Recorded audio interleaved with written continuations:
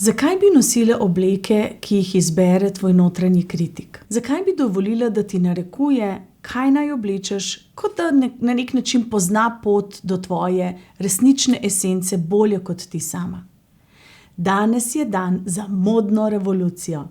Dan, ko se oblečeš za svojo dušo, ne za mnenja drugih. In zjutraj, ko odpreš omaro, naj te ne vodi strah pred sodbo, ampak veselje do izražanja sebe. Ta majica, preveč drzna? Ne, ravno pravšnja, ker izraža tvojo strast, tvojo živahnost. In ti čevlji? Preveč glasni?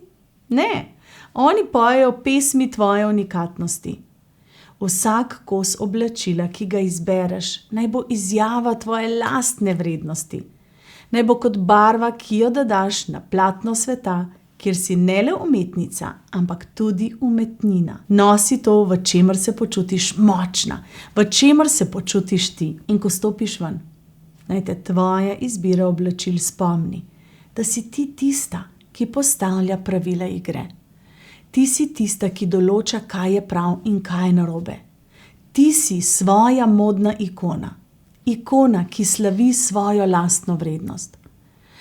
To ni le oblačenje telesa. To je oblačenje duše. To je sporočilo svetu, da si edinstvena, da imaš svoj stil, da imaš svoj glas. To je tvoja revolucija. Revolucija, ki pravi, jaz sem jaz in to je moja moč. In ko dan mineva, naj ti tvoja oblačila služijo kot opomnik, da si zaslužiš ljubezen, spoštovanje in občudovanje. Najprej od sebe, nato od sveta. Naj ti služijo kot ščit proti dvomu in kot meč, ki razreže verige pričakovanj. Zato, ko jutri zjutraj spet odpreš omaro, se spomni. Vsak dan je priložnost za novo revolucijo.